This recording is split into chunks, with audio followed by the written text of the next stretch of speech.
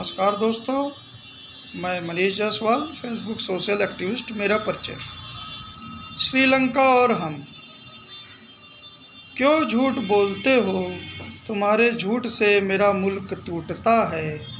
हम आम जन गरीब को जो दिया तुमने, खैराते बोझ समझ।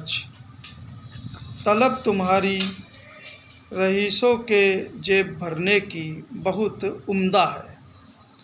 दोस्तों, श्रीलंका की बदहाली पर गोदी मीडिया द्वारा आजकल एक बहुत बड़े झूठ को प्रोत्साहन दिया जा रहा है कि वहाँ की बदहाली का कारण है जनता को दिए जा रहे सस्ते दरों पर बिजली, पानी, स्वास्थ्य इत्यादि की व्यवस्था। आपने कभी गौर नहीं किया होगा, सरकारें श्रीलंका ही नहीं या कहें हमारे मुल्क में भी उससे कई गुना ज़्यादा पैसा और उससे कई गुना ज़्यादा राहतें बड़े कॉरपोरेट्स पे खर्च करती हैं। भारत में ही मान लीजिए कि लाखों करोड़ों के लोन्स कॉरपोरेट्स को दिए जाते हैं। कॉरपोरेट टैक्स भी इस बीच घटाए गए हैं।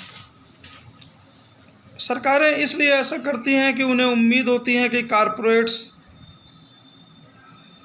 रोजगारों का सृजन करेंगे सरकार के तुलना में कम खर्चे पर। लेकिन आशा के विपरीत कॉरपोरेट्स इस चीज़ में विफल रहे। अब इसका कारण चाहे जो भी हो,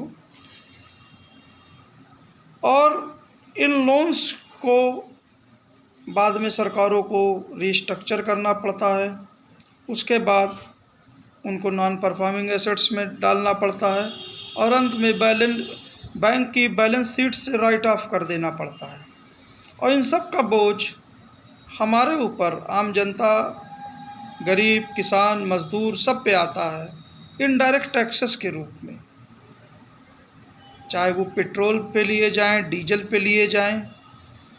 अब तो गैस सिलेंडर आप देख ही रहे हैं, उसकी कीमत पेट्रोल 100 के ऊपर अब नॉर्मल हो गया है। तो ये महंगाई की मार हम पे गिरती है और एक्चुअली में सब्सिडी जो मिलती है वो बड़े कॉरपोरेट्स को मिलती है, चाहे वो जॉब्स क्रिएट कर पाएँ या ना कर पाएँ। श्रीलंका में भी यही हुआ। सरकारें इंफ्रास्ट्रक्चर के नाम पर विदेशी लोन लेती गईं, कॉरपोरेट्स को सहूलियतें देती गईं इस उम्मीद में कि विकास होगा और जनता को रोजगार मिलेगा। पर आशा के विपरीत उतना रोजगार बना नहीं। सरकारें यही नहीं थमती हैं। पुराने लोन्स को राइट ऑफ करने के बाद फिर से नया लोन उन्हीं कॉरपोरेट्स को दे देती हैं। वही कॉरपोरेट्स हमारे लोन से ही हमारी निजी संपत्तियां औने पौने दाम खरीदती हैं और जो भी पैसा सरकारें पाती हैं उससे वो विदेशी कर्जों को भरती हैं, उसके ब्याज को भरती हैं और अंत में नाकाम हो जाती हैं कि बेचने को कुछ बचता नहीं। सत्ता बचाने के लिए रास्ता बचता है, वो होता है लोगों को धर्म की राजनीति की ओर मोड़ देना। भारत में तो ऐसा नहीं हो पाता, या नेता कुछ समझदार भी हैं, लेकिन श्रीलंका में भारत जैसी जुडिशरी के अभाव में ये बहुत तक हुआ।